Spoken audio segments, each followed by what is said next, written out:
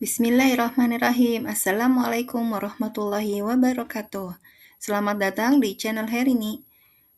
Sekarang saya akan menyampaikan materi yang berjudul Kekerasan terhadap perempuan dari sekularisme kapitalisme menuju pelindungan syariah kafah. Bagian kedua. Jadi bagi teman-teman yang belum menyimak bagian pertamanya, mohon disimak dulu biar nyambung. Materi ini telah disampaikan oleh Ustazah Susi Hilma, Sarjana Sastra, di acara Kajian Muslimah Pecinta Ilmu di Masjid Besar Baitul Muttaqin Antapani, Bandung. Semoga materinya bermanfaat dan selamat menyimak.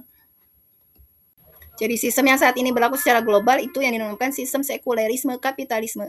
Sekulerisme adalah sistem yang memisahkan agama dari kehidupan, di mana segala aturan kehidupan di lingkup kehidupan keluarga, masyarakat, hingga negara itu nggak pakai aturan Islam, nggak pakai aturan yang berasal dari Allah, tapi aturan manusia. Kemudian kapitalisme. Kapitalisme itu menjadikan materi sebagai tujuan utama, cuan number one. Sehingga kalau materi yang dijadikan tujuan, maka menghalalkan segala cara untuk mendapatkan materi sebanyak mungkin. Tak ada batasan-batasan. Maka seringkali ini dijadikan alasan karena cuan number one, karena materi yang dijadikan tujuan, seringkali perempuan dijadikan objek, dijadikan dieksploitasi demi keuntungan materi. Sekularisme menghilangkan standar moral yang bersumber dari Islam. Dalam sistem sekuler, Islam itu diposisikan sebagai urusan privat. Aturan publik, pendidikan, media, ekonomi, dan hukum tidak harus didasarkan pada syariat Islam. Dampaknya apa?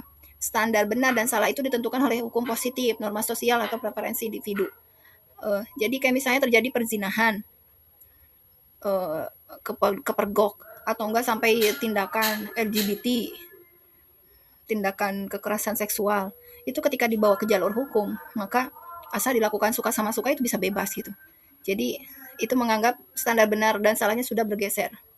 Nilai moralnya menjadi relatif. Perilaku yang tidak melanggar hukum negara dapat diterima secara sosial meskipun bertentangan dengan ajaran Islam. Nah, kaitannya dengan kekerasan apa? Ketika nilai Islam itu tidak menjadi landasan bersama, maka pencegahan melalui pembentukan akhlak dan tanggung jawab moral bergantung pada pilihan individu, sehingga efektivitasnya sangat bervariasi. Maka standar moral ilahiyah dalam kehidupan publik, masyarakat kehilangan benteng utama dalam mencegah kerusakan moral dan kekerasan. Intinya, ketika Islam itu tidak menjadi pondasi, maka hukum buatan manusia dan selera pasar menjadi penguasa nilai dalam masyarakat. Inilah yang berbahaya yang terjadi hari ini. Di dalam sistem kapitalisme sekuler, jadi Islam itu urusan pribadi, nilai kebenarannya relatif, hak individu di atas segalanya, dan moralitas itu ditentukan oleh mayoritas. Jadi bukan lagi pakai halal haram, tapi yang penting mayoritas menormalisasikan, ya udah dianggap biasa aja, meskipun itu bertentangan dengan aturan agama. Dalam ideologi kapitalisme sekuler, yang sangat menjunjung tinggi nilai kebebasan atau yang dikenal dengan HAM, hak asasi manusia, terdiri dari 4 jenis kebebasan. Di antaranya yang pertama, kebebasan berekspresi, di mana setiap orang dalam satu masyarakat liberal itu bebas untuk mengekspresikan apa yang dia rasakan. Contohnya, misalnya seseorang yang senang berpakaian yang nyentrik, meskipun dia melanggar secara norma agama, norma di masyarakat, tapi karena dia suka dengan penampilan yang yang menampakkan auratnya, nyentrik, tabarus, berlebihan, pokoknya untuk menarik perhatian, maka ya itu sah-sah aja di dalam masyarakat liberal, dan orang lain tidak berhak untuk melarang dia gitu, atau enggak memprotes, mengkritik, tidak berhak, karena kebebasan seorang individu itu sangat dijunjung tinggi. Nah, salah kaprahnya adalah contohnya ketika saking bebasnya berekspresi, maka ketika ada laki-laki yang berpenampilan seperti perempuan atau perempuan berpenampilan seperti laki-laki, maka itu pun dianggap satu hal yang lumrah, dianggap sedang pencarian jati diri dia. Bahkan pendidikan untuk tidak mengarahkan pada satu jenis gender tertentu itu sudah diajarkan sejak dini. Jadi di mana anak kecil itu diberikan kebebasan untuk merasakan gender yang berbeda. Maksudnya ya sedari kecil anak-anak itu tidak diarahkan, misal dia terakhir laki-laki. Nah, usia-usia balita itu diberikan mainan, nggak harus kalau misalnya laki-laki itu mainnya mobil-mobilan, ketika laki-laki itu disodorkan boneka yang berbau perempuan gitu ya, kayak make up atau apa, mainan-mainan itu, ya itu diberikan kebebasan, nggak boleh dilarang-larang. Begitupun perempuan. Jadi, diberikan kebebasan ketika dia anak perempuan, diberikan kebebasan untuk berpakaian seperti anak laki-laki, berdandan seperti anak laki-laki. Nah, itu sah-sah aja di dalam masyarakat liberal. Tentu saja ini tidak cocok ketika yang melakukannya itu adalah orang-orang muslim, karena di dalam Islam sendiri ada batasan-batasannya. Nah, batasan tertentu itu sering dipandang sebagai pelanggaran kebebasan, sehingga ruang publik cenderung lebih permisif, lebih membolehkan, menormalisasikan kemaksiatan. Kalau dalam Islam, seorang laki-laki yang berpenampilan seperti perempuan atau perempuan berpenampilan seperti laki-laki itu sudah melanggar syariat. Nah, tapi karena ada ruang kebebasan ekspresi ini, bahkan ruang kebebasan ekspresi itu sampai menampilkan tubuh perempuan, itu di dalam masyarakat dengan corak liberalisasi sekulerisme ini dianggap hal yang lumrah, bahkan harus dihargai. Inilah titik kesalahannya. Kemudian contoh lainnya, ada kebebasan seksual. Pun demikian, ketika ada penyimpangan seksual LGBTQ, misalnya yang sekarang, justru di berbagai negara-negara barat itu dikampanyekan untuk masuk ke negeri muslim itu dikampanyekan nilai-nilai kebebasan seksual ini. Jadi setiap orang itu berhak untuk menentukan dia sukanya dengan lawan jenis atau suka sejenis atau dua-duanya suka ACDC gitu. Itu bebas-bebas saja. Atau seseorang memutuskan untuk dalam hidupnya gaul bebas, nggak mau nikah, tapi jajan di luar gitu. Itu pun diberikan kebebasan. Maka dengan corak masyarakat yang serba bebas tanpa aturan ini, itulah yang menjadi biang masalah di penyakit-penyakit di masyarakat sejatinya. Dan dalam Islam ini tidak berlaku, kan ini pelanggaran. Kemudian ada lagi kebebasan bergaul. Kebebasan bergaul, artinya setiap orang ya bebas bergaul dengan siapapun. Misal, ketika seseorang itu menikah, maka ada yang konsep nikah open relationship, di mana laki-laki dan perempuan itu bebas untuk bergaul di luar rumah dengan siapapun yang dia inginkan. Yang penting pulang aja ke rumah. Kalau dalam Islam kan harus saling menjaga diri, ada batasan-batasan pergaulan. Tapi kalau di dalam masyarakat liberal hal ini diberikan kebebasan seluas mungkin. Jadi tidak boleh yang namanya pernikahan itu saling mengekang, saling membatasi. Jadi ketika ada aturan-aturan yang membatasi, maka itu dianggap sebagai sumber masalah, melanggar kebebasan individu dibilangnya. Jadi kebebasan individu ini menjadi nilai utama dalam banyak masyarakat liberal dan dipandang sebagai hak yang sangat penting. Kebebasan tanpa batasan moral dan agama akhirnya membuka ruang bagi normalisasi perilaku seksual bebas. Lebih jauhnya lagi, seringkali kita melihat fakta sampai ada kasus pembunuhan pasangan sejenis, pasangan selingkuhan misalnya, atau pasangan sah juga yang akhirnya terjerumus ke dalam dosa yang lebih besar gitu.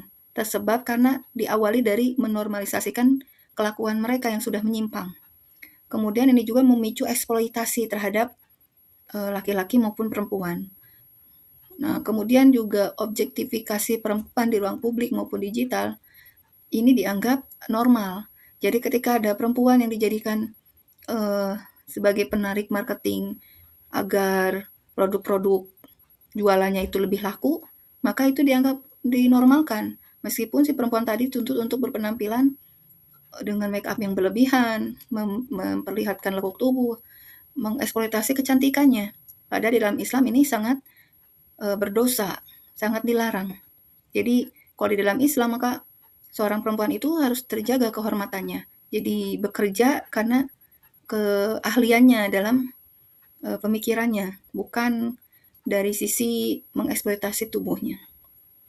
Dan penelitian menunjukkan bahwa permisivitas terhadap objektifikasi dan eksploitasi itu berkorelasi dengan meningkatnya toleransi terhadap kekerasan seksual. Jadi poin utamanya bahwa semakin permisif, semakin serba boleh aturannya terhadap objektivitas, menganggap perempuan itu sebagai objek, kemudian menganggap perempuan itu wajar untuk dieksploitasi kecantikannya, maka ini sejalan dengan meningkatnya toleransi terhadap kekerasan seksual yang dialami oleh perempuan. Dengan kata lain, kapitalisme mendorong komersialisasi tubuh perempuan.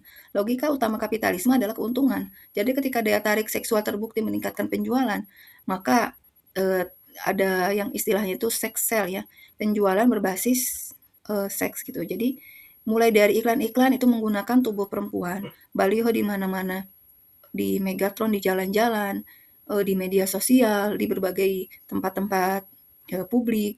Intinya iklan-iklan itu menggunakan eksploitasi tubuh perempuan. Kemudian yang kedua, industri hiburan itu juga mengeksploitasi seksualitas. Jadi di mana pemilihan artis-artisnya itu tentu saja yang diutamakan adalah cantik dan kemelekan tubuhnya. Kemudian yang ketiga, media sosial juga memberi insentif pada konten yang menarik perhatian. Jadi bukan lagi dilihat dari apakah kontennya itu bermanfaat atau tidak, tapi apakah si kontennya tadi membuat orang betah berlama-lama untuk melihat dari awal sampai akhir. Nah itu biasanya ditonjolkan dari sisi kecantikan perempuan.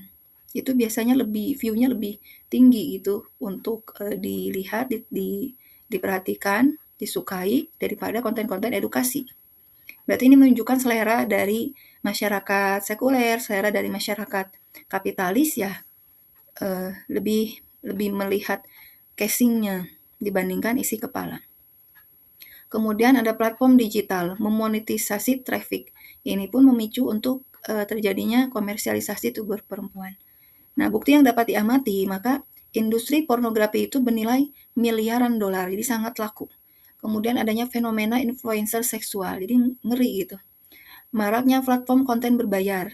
Kemudian penggunaan citra perempuan dalam pemasaran berbagai produk yang tidak berkaitan dengan perempuan, sebagaimana yang tadi disampaikan. Ketika sudah banyak terjadi kekerasan pada perempuan, masalah berikutnya adalah negara tidak mampu untuk mengatasinya. Negara lebih banyak bertindak kuratif, artinya kalau sudah ada kasus baru ditangani, itu pun ditanganinya juga nggak sampai tuntas. Jadi baru bertindak kalau ada kasus, itu pun tidak gercep. Di banyak negara sekuler, polisi itu bertindak jadi setelah adanya laporan. Kemudian, jadi kalau korbannya sudah merasa trauma duluan, kemudian tidak terlaporkan meskipun bukti ada, ya akhirnya jadi tidak ada tindakan dari pihak berwajib. Contoh lainnya misalnya ketika zina itu dilakukan oleh laki-laki dan perempuan atas dasar suka sama suka, maka itu lolos, tidak berdasarkan hukum positif, itu tidak perlu untuk dibawa ke jalur hukum karena mereka melakukannya suka sama suka. Artinya tidak akan ada tindakan. Padahal, tapi kalau misalnya sudah ada jatuh korban, akhirnya lebih jauh lagi, ada yang melaporkan, kemudian terjadi tindakan kekerasan, nah itu baru kalau dilaporkan bertindak. Kemudian pengadilan itu juga bekerja setelah terjadinya tindak pidana. Artinya ini memakan waktu yang sangat lama. Contoh yang lainnya lagi, layanan pemulihan hadir setelah itu korban mengalami kekerasan. Jadi lebih cenderung banyak langkah-langkahnya yang kuratif bukan preventif. Dan dampak trauma korban seringkali itu juga tidak tertangani secara menyeluruh. Nah, jadi pendekatan kuratif itu kesimpulannya ada 3. Jadi terjadi kekerasan, kemudian korban melapor, barulah dilakukan proses hukum dan pendampingan korban. Pendekatan ini penting, tapi fokus utamanya adalah penanganan setelah kejadian. Nah, ada keterbatasan pendekatan kuratif, jadi tidak mencegah terjadinya kekerasan, bergantung pada keberanian korban untuk melapor. Proses hukum panjang, melelahkan, dan tidak selalu berpihak pada korban di endingnya. Apalagi hukum hari ini yang bisa dibeli. Jadi kalau misalnya yang melakukannya itu punya kuasa, ya udah, korban itu nggak bisa menuntut lebih. Dampak trauma korban pun seringkali tidak tertangani secara menyeluruh. Jadi kasusnya viral, tapi ke pihak korbannya nggak ada penanganan traumatiknya. Itu tidak bisa disembuhkan secara utuh. Dari paparan tadi, maka kita bisa simpulkan bahwa kita tuh hari ini sedang menghadapi persoalan sistemik yang membutuhkan solusi sistemik pula. Jadi mengapa edukasi saja itu tidak cukup? Selama puluhan tahun itu telah dilakukan yang namanya banyak seminar, kampanye anti kekerasan, pendidikan berbasis pendidikan karakter, kemudian sosialisasi hukum terkait dengan beratnya hukuman bagi tindak pidana kekerasan. Kemudian juga telah banyak dilakukan pendampingan untuk para korban. Namun nyatanya kasus kekerasan ini naik dari tahun ke tahun secara signifikan, meningkat besarnya. Hotline pengaduan pun sudah ada gitu sejak dari dulu, tapi itu juga tidak banyak membantu. Namun kekerasan tetap meningkat. Nah, jadi karena edukasi itu kenapa hanya menyentuh dari sisi pengetahuan individu, kesadaran individu, dan perilaku individu. Padahal yang namanya perilaku manusia itu dibentuk oleh sistem pendidikan, oleh sistem ekonomi, oleh media, oleh budaya populer, regulasi negara, hingga norma sosial. Jadi perilaku manusia itu lebih kompleks ya, dibentuk oleh banyak sistem di sekitarnya. Jadi intinya tidak cukup mencetak individu baik di dalam sistem yang terus memproduksi kerusakan. Sistem pendidikannya rusak karena berbasis sekuler, sistem ekonominya ribawi, dan sistem ekonominya yang menuntut yang mengeksploitasi kecantikan perempuan. Norma sosial yang serba permisif, serba boleh, kemudian minim amar ma'ruf nahi mungkar, kemudian regulasi negara yang lemah, media dan budaya populer yang banjir terhadap berbagai informasi yang menyesatkan, arus budaya yang jauh dari agama, ini membawa banyak sekali pelanggaran terhadap perempuan. Jadi intinya selama sistemnya itu tidak berubah, maka kerusakan ini akan terus berulang. Dari solusi individual menuju solusi sistemik. Jadi jika akar masalah itu bersifat sistemik, maka solusinya juga harus sistemik. Bukan hanya memperbaiki individu, tetapi memperbaiki sistem yang membentuk individu. Bukan hanya menghukum pelaku, tetapi menutup jalur yang melahirkan pelaku baru. Itu baru yang benar. Jadi solusi individual ini kan fokusnya pada perbaikan individu dan penanganan setelah terjadi. Artinya tuh reaktif dan kuratif. Jadi ada tindakan kejahatan, kemudian korban melapor, baru penanganan. Sedangkan kalau solusi sistemik, maka fokusnya itu pada perbaikan sistem, sumber masalahnya itu diperbaiki, dibenahi, agar masalah itu tidak terjadi dan tidak berulang. Artinya tindakannya tuh fokusnya pada pencegahan, preventif, dan transformatif, perubahan. Maka yang harus dilakukan adalah perubahan secara menyeluruh dan mendasar terkait dengan bekal ketakwaan, mulai dari keluarga dan komunitas, regulasi negara yang berlandaskan pada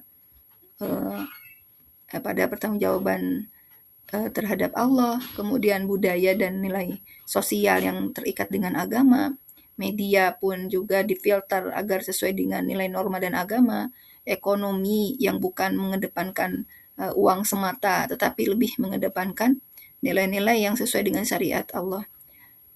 Pendidikannya juga standarnya, pendidikannya juga bukan berlandaskan pada akidah sekuler kapitalis, tetapi berlandaskan pada akidah Islam yang menjunjung tinggi ketakwaan dalam kurikulumnya.